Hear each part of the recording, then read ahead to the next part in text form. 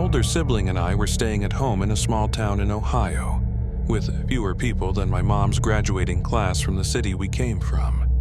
My sibling was grounded, and both the house phone and their personal phone were locked in my dad's gun safe, which neither of us had the combination to. The reason for the grounding was something silly and arbitrary. I can't quite remember why. Our grandparents lived down the street, and our great-grandmother had a small house built for her on their property, so she could be independent while remaining close by. My parents said they were going to check on her since my grandparents were out of town that day. Afterward, they planned to come back, and we'd order pizza. That sounded good enough to 7-year-old me and my 14 or 15-year-old sibling. We played video games for a while, growing hungry and wondering when our parents would return. After about 2 hours, I heard a knock on the door.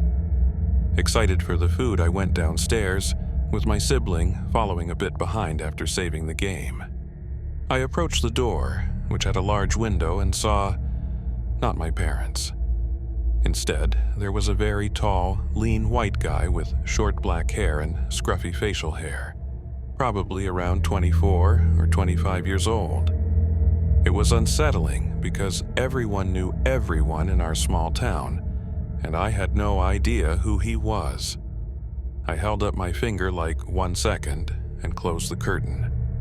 When I turned around, my sibling was staring at the door in disbelief, having seen him too. Within seconds, the knocking turned to pounding, then to violent shaking and rattling of the doorknob. Terrified and unable to call our parents, my sibling grabbed my hand and pulled me into the kitchen. They grabbed a knife, and I vividly remember it breaking in their hand before they grabbed another one. We hid in the laundry room, clutching each other as we listened to the relentless banging. About 5 minutes later, minutes that felt like hours, we heard the front door open. One thing about my sibling is that they have always been ready to protect me at a moment's notice.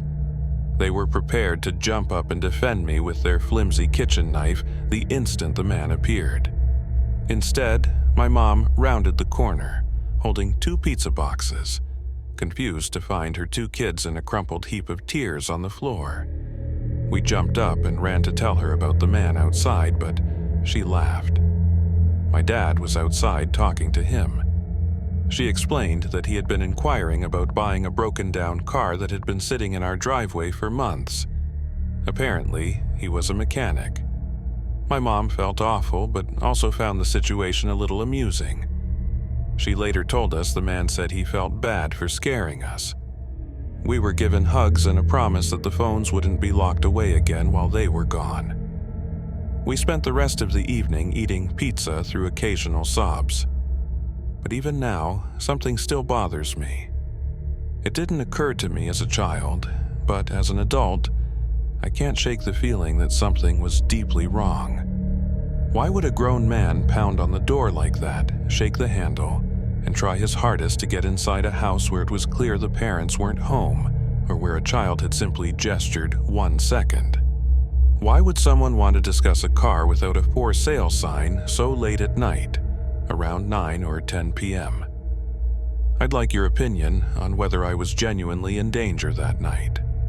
My parents brushed it off, but now, with an adult perspective, I can't ignore the gut feeling that something was seriously off.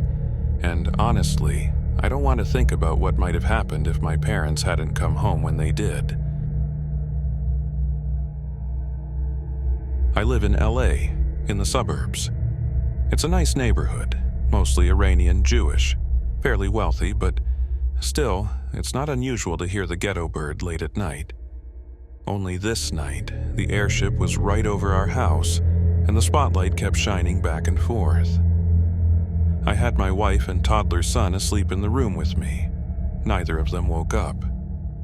I thought it might be best to pull the shotgun out of the safe and get her loaded up just to be sure. I grabbed my Remington pump and loaded it with a double-aught buck and a slug. I went out to the living room, locking the bedroom door behind me. We have a house lock on the bedroom door. I turned out all the interior lights and turned on all the exterior lights in the yard. Then I just stood there shirtless in my pajama bottoms with a shotgun, occasionally walking up to the windows on either side of the house. The helo just kept circling, and the spotlight kept darting back and forth.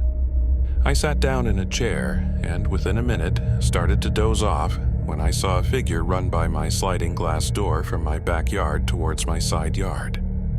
I ran through my kitchen and realized my side door to my garage was open. I unlocked the door to the garage and went in to try and lock the door to the side yard. He was already at the door, turning the knob and pushing. The knob is tricky. Even when it's unlocked, the door itself is swollen from rain exposure and old framing, making it difficult to open. I racked the shotgun, pointed it at the door window, and yelled, "Stop!" I reached forward for the tactical flashlight mounted on the shotgun. Of course, the batteries were dead. Duh. Maintain your weapons, folks. I recoiled back towards the water heater. I figured if he came through that door, I'd have to shoot him. There would be no choice. If I didn't, and he overpowered me, the door behind me was unlocked, and he'd have access to the house and a shotgun. We all think we're going to be heroic and steadfast and resilient in that moment. And I probably would have stood my ground because I had my wife and son to protect, but the last thing I wanted right then was to pull the trigger, hear the blast, and have a man die violently in my house. What would my life be like? How would it change? Would I have to get lawyers, lose my house, worry about retribution, and have to look over my shoulder? I sometimes lay awake at night thinking of a blunder I made in a conversation or a mistake I made driving. Would I relive the moment I killed a guy over and over again while trying to sleep? The problem solved itself. The guy stood there, hand on the door, but looking behind him as the cops rushed up to the side gate. Flashlights, lots of yelling. 10 different commands, all being screamed at the same time. They reached over, got the gate unlocked, and the guy was on the ground. I put my shotgun down on the other side of the door. A female officer shined her light through the side door window and yelled, "Sir, get inside." I went back into the kitchen and locked the door behind me. I cracked a beer and took a long swig from a bottle of tequila. They arrested the guy, the helo called off, and after an hour or so, they were all gone. And it was quiet except for a few neighbors all kibitzing in Hebrew and Farsi outside. I went outside, locked the gate, and went back to bed, dry-mouthed and heart-racing. My wife finally woke up and asked why I hadn't been sleeping. "I'm fine, just insomnia." I didn't want to tell her, not at 3 a.m. She'd freak out, and at that moment, that was the last thing I wanted. I called the next day to see if I could get any details. The watch commander told me that the guy was a 16-year-old kid from the neighborhood. Later, I found out he ran around with my neighbor's kids, had no previous record, and came from wealthy parents. He got caught breaking into his friend's house, took the cops on a chase, ditched his car a block away, and ran like hell. My yard was probably the darkest and most shaded, so he hid there. I never mentioned the shotgun or almost killing him. The less they knew, the better, as far as I was concerned. The kid would be a man in his early 30s now. I've never seen him, but the kids he ran with all have kids of their own now, drive minivans, have careers, and walk to synagogue on Shabbat. I hope he's doing better. He may or may not know that he was one door's threshold away from a violent and painful death.